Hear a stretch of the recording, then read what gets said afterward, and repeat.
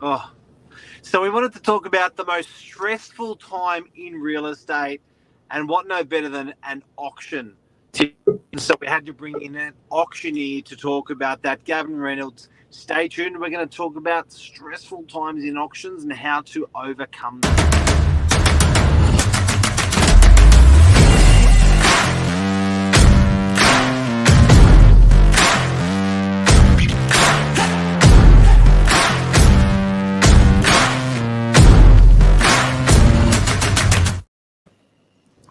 Hi everyone, What happened? we're live. Gav, what happened to the camera went roly poly? Wouldn't have been my camera. I'm as upright and standing tall as a man could be. Well, they always put the good one in the middle and the bookends on the side, mate. You know. Hey, the frame's got to hold up the Picasso, right? Yes, that's correct. So, All right. what are we talking about today for our customers out there? What do people want to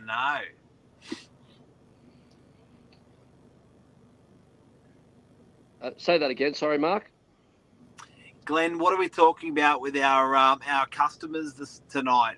What do people want to Well, know? why are auctions stressful? Why do when we have a group of buyers and we say this property is going to auction, they wind up with no fingernails? Oh, I don't want to go to auction. Will you take a pre-offer auction offer? Why do people find auctions so stressful? Buyers. Gav, as an auctioneer, what do you think those reasons are? Okay. I think people find auctions stressful because they are completely out of their comfort zone. For most people, when they come to an auction, they might have seen auctions on TV, there might have been an auction in their street, but when it's them in the hot seat, it's very likely that that's the first time that they put themselves in that environment. So they don't know exactly what to do. They're unsure of what's going to happen. They don't know whether to get involved or to stay out of it. And I think it's that uncertainty of not knowing what comes next that is probably the stressful part. I actually don't think it's the auction itself. I think it's the anticipation of not knowing what to do. Well, it's really interesting you say that. I did Google why do we get stressed? What causes stress?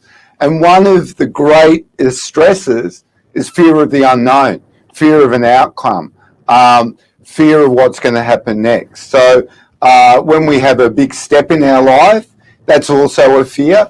And when we have something of big financial bearing on our life, that's also a stress. So they're really the three ingredients a lot of people think of when they think about an auction. I don't know the outcome. I could spend too much money and I can't control it. So I think that's like from a sort of couch psychologist's opinion or viewpoint, that's why they find it stressful.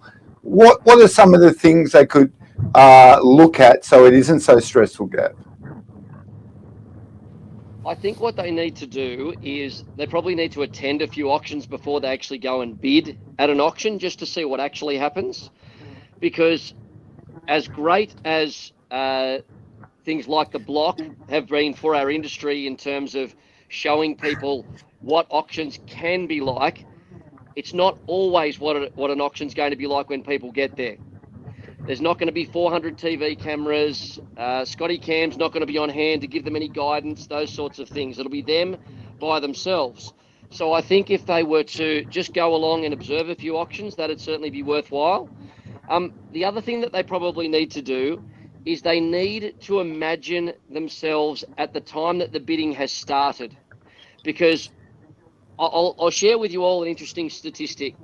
About 50% of the people that register for an auction ever bid, and I think a lot Yes, of that yes. Wow. I think a lot of that abstinence is just paralysis by analysis. They do nothing Yep, because they're yep. trying to compute all of the information in one go, and so I think that the auction almost passes them by, and they just are completely like a deer in the headlights, thinking what just happened. Now, that's probably the conversation that they're having with themselves. But with their friends and family. They're saying things like it wasn't meant to be, that one wasn't for us. And I just think it's that they haven't prepared enough, or they haven't sought the advice to actually work out what the best way to approach the auction is. And Gav, from what you're saying, even just actually having a go, even just the sheer fact of actually making a bid, whatever that may be, as low as it may be enough just to dip their toe in the sand so that it thrusts them forward.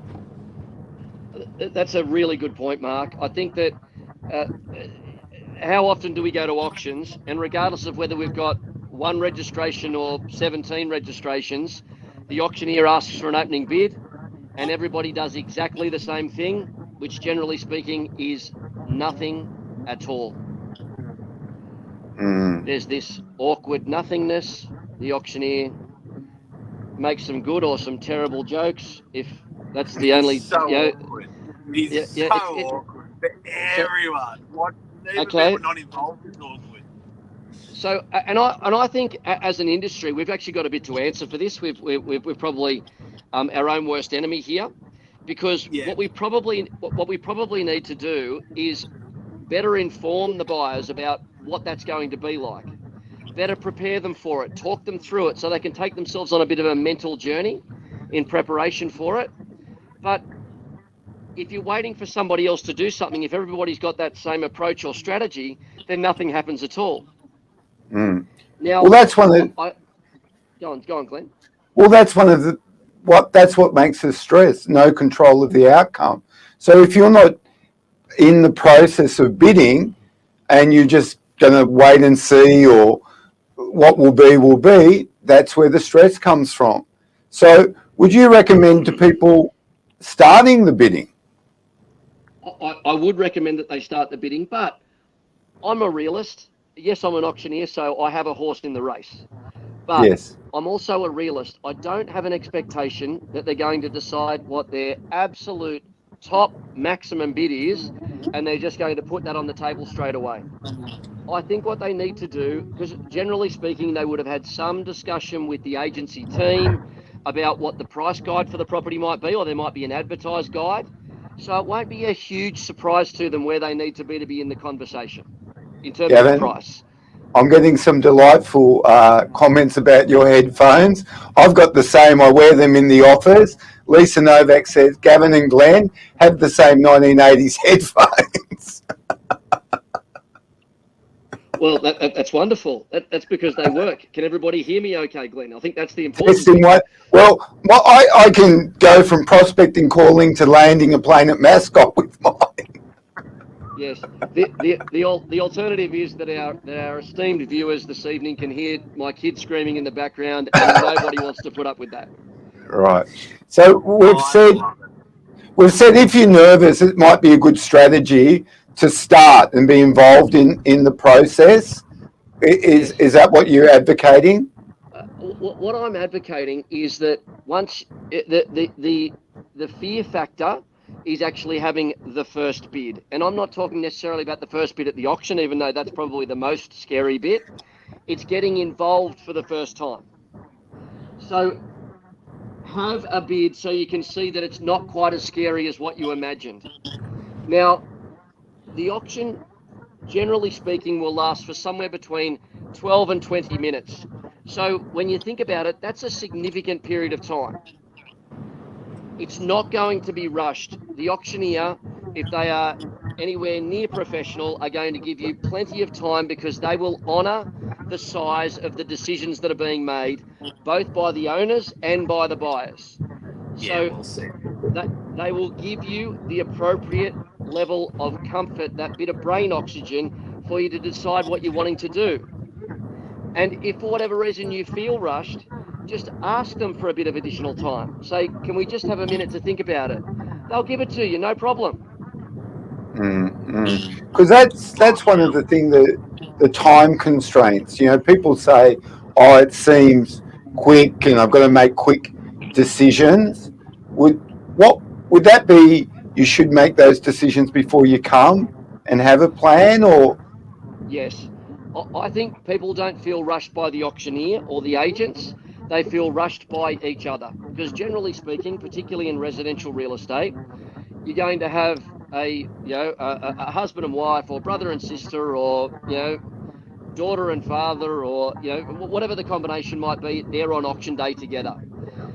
Now, what I think people don't do enough is have a very open conversation with each other about what they're going to do collectively before they get to the auction. And I refer to this as the you decide ping pong. Because And you the must, bidding you must get that. You must be looking, when you're looking at the couple, you're going, who's deciding here? Who's deciding? Okay.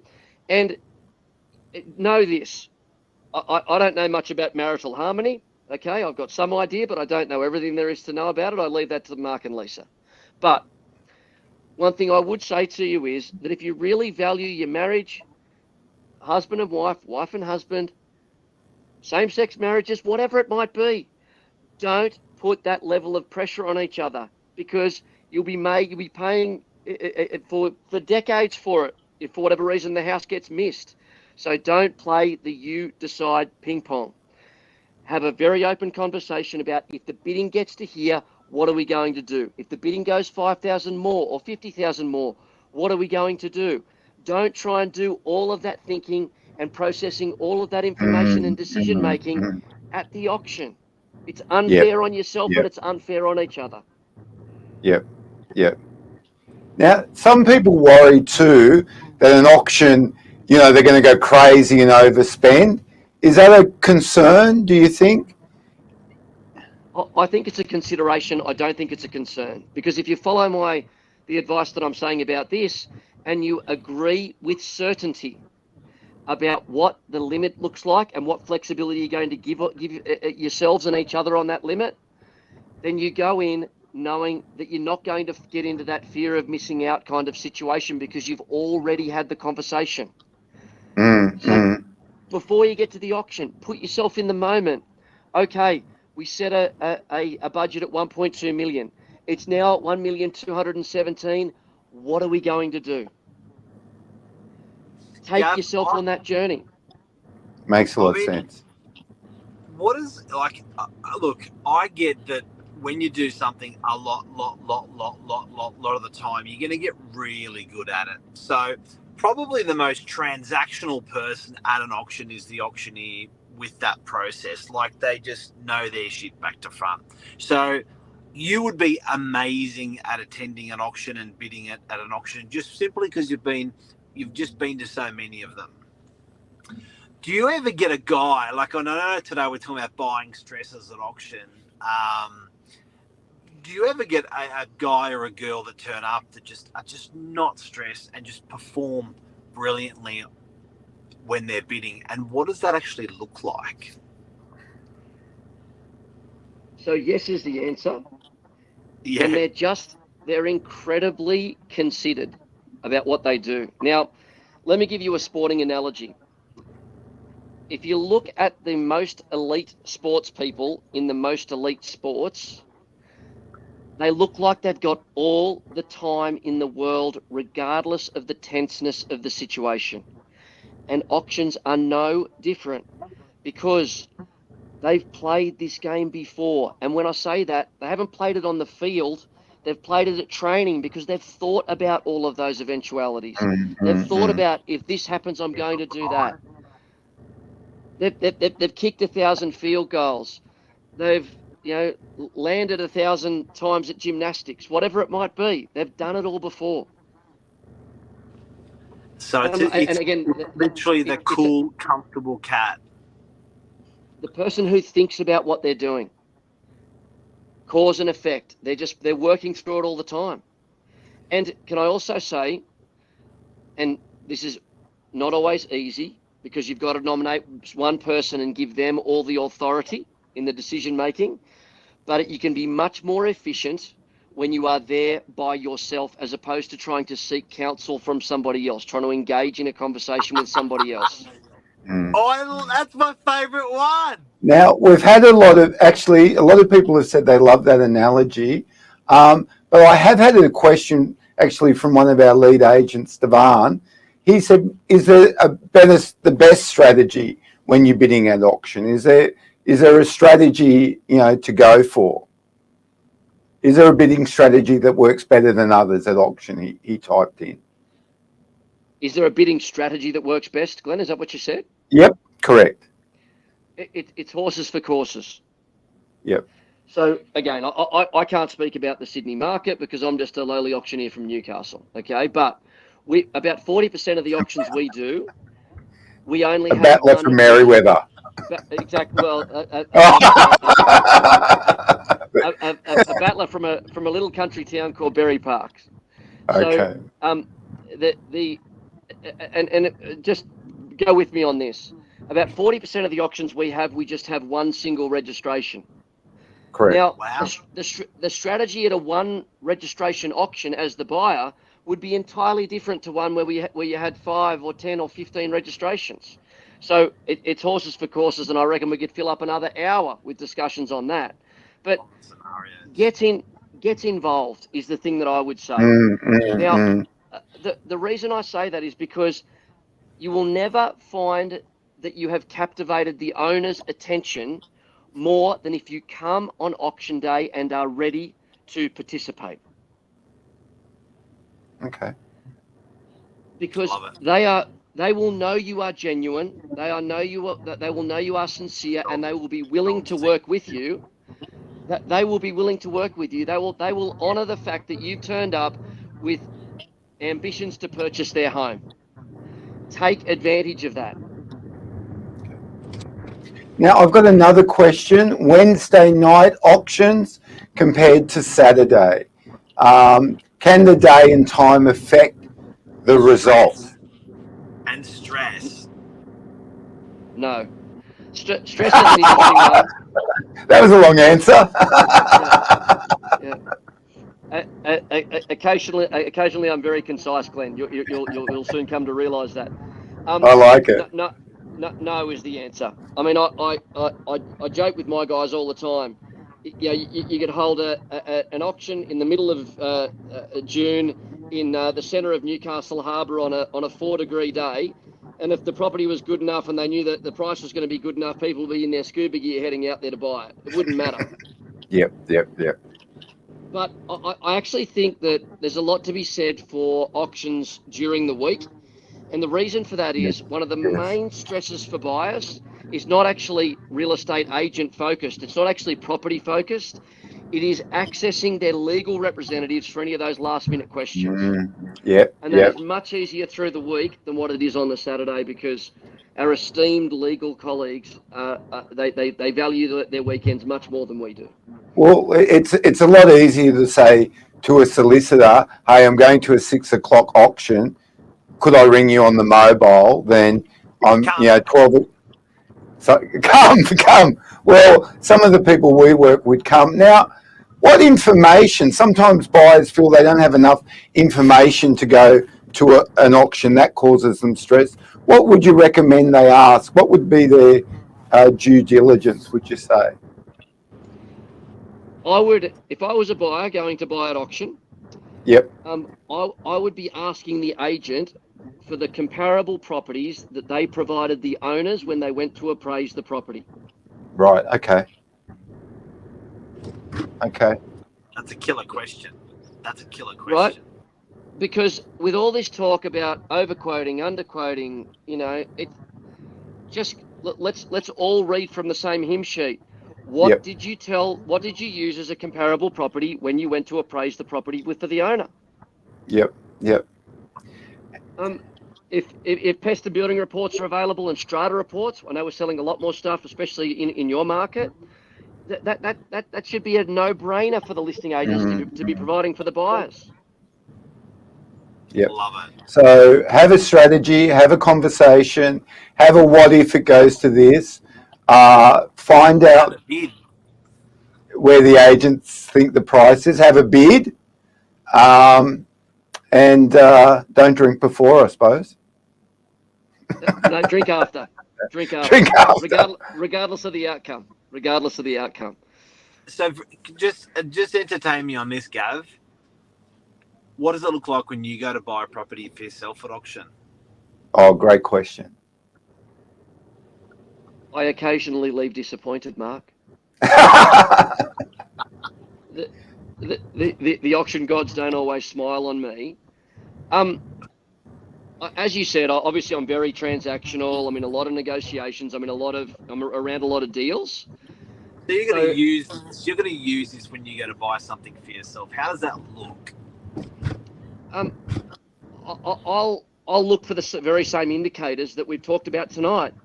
I'll be having discussions with the agents before about exactly what we talked about. What properties did you use as your comparable sales when you went to look at it? I'll ask the agent, what are the contract amendments of some of the other buyers asked for? Oh, great Because question. but when I get into the auction room, I don't need to have control of the situation because I'm well prepared in terms of my strategy, because I've had those very simple thought processes about if this then that, if this then that. Mm. Mm. Okay. Mark, you've got something to add?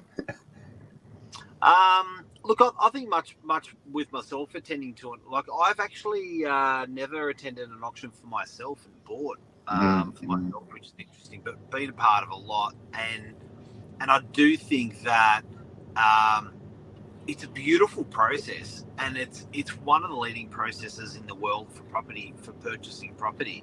There's not many countries that will run auctions at all.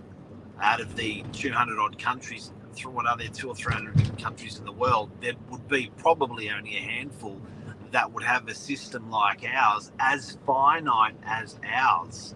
I think we've got to be pretty proud of it. But I can certainly appreciate that for buyers that are turning up, it's a huge transaction.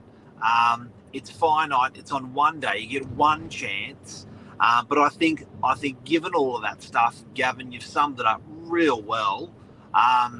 Participate, get in there, know your numbers, know what you can and can't do. I love that question about what are the contract changes that have been requested.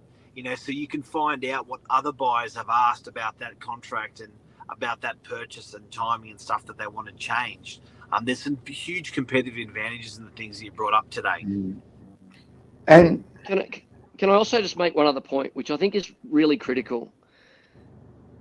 Buyers all the time will either withdraw from wanting to make offers on the property if they're the only one bidding or if they're the only one registered, or they'll think that the property is enormously devalued, or that's at very least the position that they'll take, that the property all of a sudden becomes worthless and that the owners should accept anything at all for the property. And I actually think that it's a really, really amateur hour way to approach things. The way that they need to perceive it is that they are in this rarefied air negotiation with the owners should they choose to capitalize on it.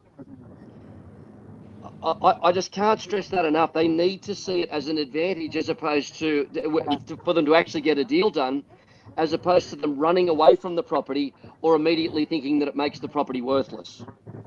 Yeah, got it. Got it. So, look, that's been really, really beneficial today. I think people can go away and feel a little less stressed from going to auction. Also, they have to remember that often they'll see the property in the first 2 weeks of the campaign. So those things like having a discussion, looking at other options, getting all their due diligence in place, getting the information, mastering it all, they might have 2 weeks, 14 days to do that. And if the auction's on a Wednesday night, they might even have their legal advice right up to the point. Where a private treaty sale, you could see it Saturday and be asked to sign a contract Saturday night. There is a bit of a lead in, and the great thing with auction is transparent process. Get involved. No bullshit, absolutely. And that should actually reduce the stress because you've got absolute line of sight on whatever it is that's going on. Yeah, none of this best and fairest and bidding against yourself. You can see where the market is. I think a huge takeaway is if you're the only buyer, you've got 24 hours at the auction where you can negotiate with that owner and buy a property unconditionally, and Uno will stomp all the other buyers because Monday they'll come back in. Well, here's the thing. Let me try and create a bit of a leveler here. You show me one buyer that finds an expressions of interest type purchase comfortable and not stressful, and I'll sell you the Harbour Bridge for $1. Oh, mate, agreed. It's incredibly frustrating. And you know what?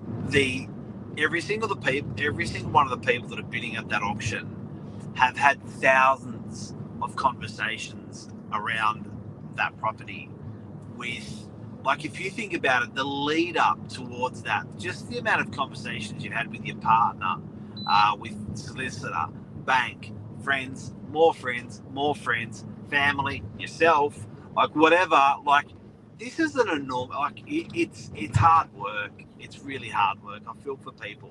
So hopefully tonight can help people a little bit, even if they can get one of the nuggets of those so many nuggets that you dropped on the ground, Gavin. Mic drop. So I probably want to just create a little bit more context here. People out there that are entering the market or that are in the market to buy something, look at auction as a very, very open conversation around the value or the ultimate selling price of the home. Don't think of it like you're going into the Colosseum to fight the lions. Yes. It's a massive force of efficiency in the negotiation. Rather than going back and forth over days or weeks or whatever it might be, you get to get it all wrapped up and find out whether you get it or not in no time at all. And the more you can discuss it, and the more you can put your strategy together, and the more that you can be prepared and ready and solid on your strategy, the higher your chances are of success and actually getting the outcome that you want. I think they're great points to end on. Yeah, you're a beautiful man for giving us your time tonight. Even though I told you I only wanted, I lied. When I said it would only take you 5 minutes, but there was just so much there. It was just so much there. So thank you for your time, taking up your valuable time. Most welcome. I'm coming to you from the pantry tonight, so there you go. Looks like you're in the pantry. No, I am in the pantry. I seriously am, but that's yeah. That is gold. That is gold. Hang on. Lisa says Lisa Kramer says thanks, guys. But you know what? I'd love to get in the mind of an auctioneer. Never mind someone as experienced as an auctioneer as you are, and I think it's bloody awesome that we could chuck these questions at you tonight. And you can answer them, because I think a lot of people consciously, over those thousands of thoughts of buying a property, you've answered some of them. And just one last thing, I think that auctioneers aren't really scary people. I would encourage any buyers that have got questions about the auction to ask the agent for the auctioneer's number. If you want to ask any questions before you get there, the auctioneer will be happy to talk to you. Yes. Ooh, that's a great one. Okay. Say g'day to your auctioneer prior to the auction. I love that. Yeah, because you're a bit of a man on the stage. Like, you wouldn't think you could do that. So that's cool. We've got mobile phones. They work. So. Gav, signing out. You are a beautiful man. Thank you for your time, Glenn.